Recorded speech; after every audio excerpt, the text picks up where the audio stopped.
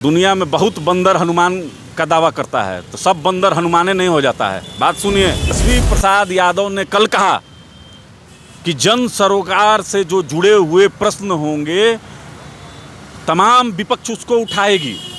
हम लोग मोदी के खिलाफ नहीं हैं, हम लोग जो जनता के मुद्दे होंगे उसको लेकर हम लोग 24 के लोकसभा चुनाव में उतरेंगे। और यहाँ तो मोदी के खिलाफ विपक्षी एकता बनाने की बात हो रही है।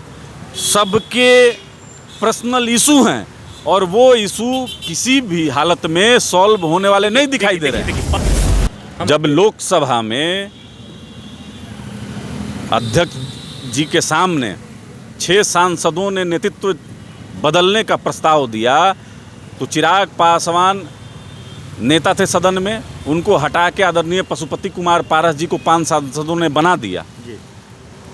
भारतीय जनता पार्टी के साथ या कह लीजिए कि एनडीए के साथ अगर बिहार में ऑफिशियल अगर कोई गठबंधन में है तो वह राष्ट्रीय लोक जनशक्ति पार्टी है। कह दीजिए, माइक पे कह दीजिए कि चिराग पासवान भारतीय जनता पार्टी का हिस्सा नहीं है। बिल्कुल, चिराग पासवान भारतीय जनता पार्टी के हिस्सा नहीं है। तब लगातार इस बात की कयास लगाई जा रही है कि नहीं लगाई जा रही? अरे कयास तो आपको भी लगाया जा रहा है कि आप न्यूज 18 में जा रहे हैं। तब चिराग पासवान तो 12 जनपद खाली होने पर भारतीय जनता पार्टी के तमाम नेताओं को पटना के एयरपोर्ट पर गाली दिया, नोटबंदी पर प्रश्न उठाया, योगी आदित्यनाथ को हराने के लिए उत्तर प्रदेश के 100 सीटों पर चुनाव लड़ा, झारखंड में भारतीय जनता पार्टी को नुकसान पहुंचाने के लिए वहां पर चुनाव लड़ा और पश्चिम बंगाल में ममता बनर्जी का सहयोग करने के लिए वहां पर चुनाव लड़ा। तो आप कैसे कह सकते हैं कि चिराग पासवान एनडीए के हिस्सा है? आप कैसे कह सकते हैं कि हाजीपुर चिराग पासवान को मिलेगा? जिस जमुई ने आपको नेता बनाया और जिस जमुई की जनता के साथ आपने ढेरों वादे किए, वो वादों का क्या हुआ? आप क्यों छोड़कर भाग रहे हैं जमुई? विपक्षी दल की मीटिंग होने वाली है पटना में, यानी पूरे के पूरे देश भर से कद्दावर नेता पटना पहुंच चुके हैं। ऐसे में विपक्षी दल एकता की मुहिम जो है वो लोकसभा 2024 के चुनाव को लेकर है। लेकिन इससे क्या कुछ निकल कर सामने आता है ये तो अब तक बाकी है, क्योंकि शाम 2:30 बजे से ये मीटिंग स्टार्ट होगी। लगभग शाम ये फैसला होगा क्या कुछ मीटिंग में निकल कर बाहर सामने आया है। लेकिन हमारे साथ राष्ट्रीय लोजपा के प्रदेश प्रवक्ता चंदन जी हैं। चंदन जी से जानने की कोशिश करेंगे कि जो अभी वर्तमान में मीटिंग चल रही है, जो विपक्षी एकता की मुहिम है, इससे कितने प्रतिशत लोग इस बात को तय करेंगे कि इस बार मोदी की सरकार रहेगी या चल जाएगी। सबसे पहले बहुत बहुत स्वागत है आपका। बहुत बहुत धन्यवाद। चंदन जी, आप देख रहे हैं कि बिहार की धरती पर देश भर से कद्दावर नेता है।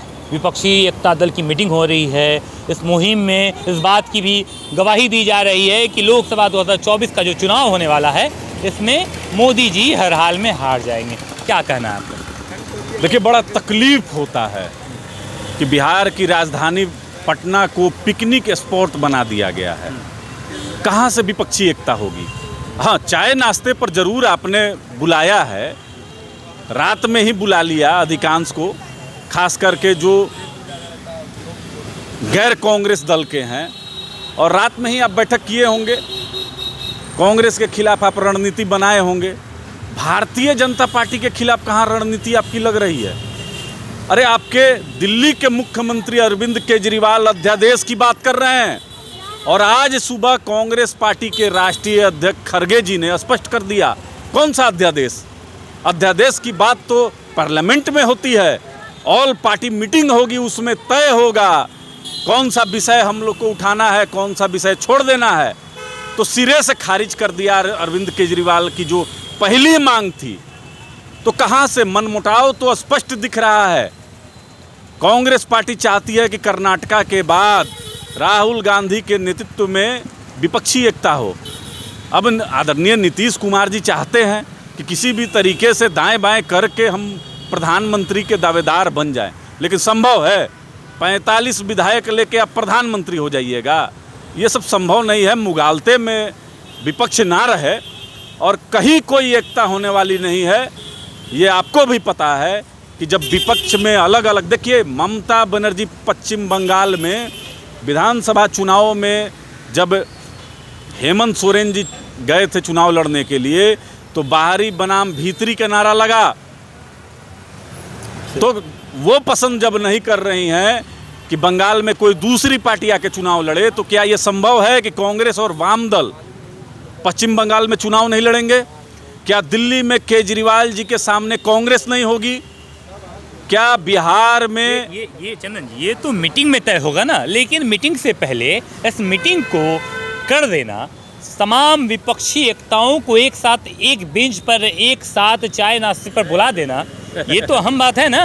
ये तो मानते हैं ना कि कम से कम सभी की दूरियां कम हुई। अगर आप चाय नाश्ता की बात ही करते हैं, इस बात पर तो इत्तेफाक रखते हैं ना कि कम से कम दूरियां कम हो रही है, सब लोग एक साथ बैठने तो आ रहे हैं। अब इतना मासूम प्रश्न आप कर दिए तो हम इस पर क्या जवाब दें।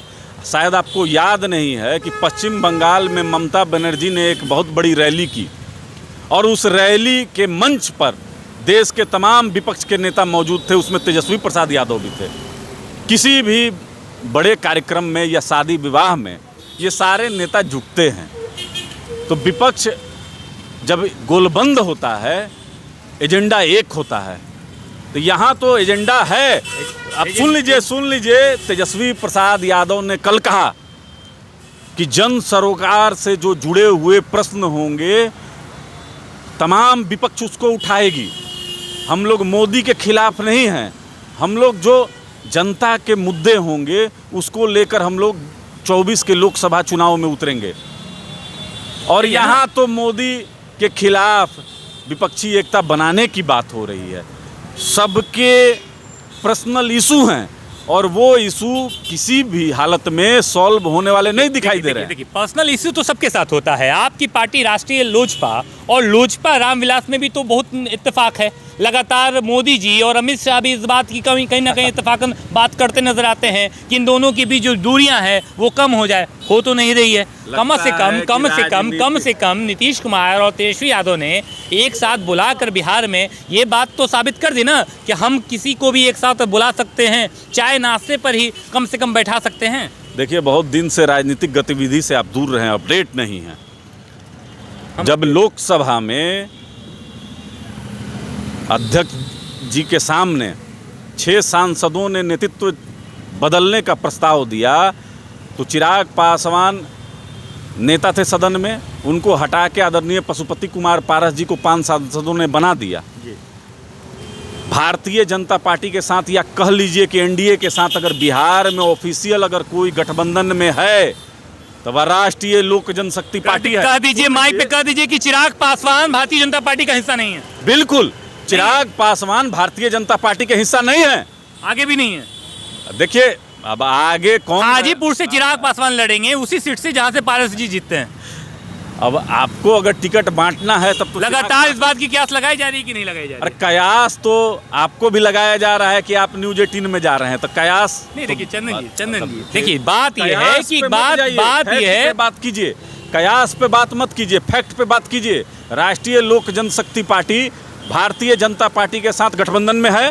हमारे नेता, हमारे अभिभावक आदरणीय पशुपति कुमार पारस जी माननीय प्रधानमंत्री के साथ कैबिनेट में हैं, मंत्री हैं। चिराग पासवान क्या भारतीय जनता पार्टी के साथ गठबंधन में है? नहीं। अगर अभी आज भी तो मोदी के हनुमान कहलाते हैं।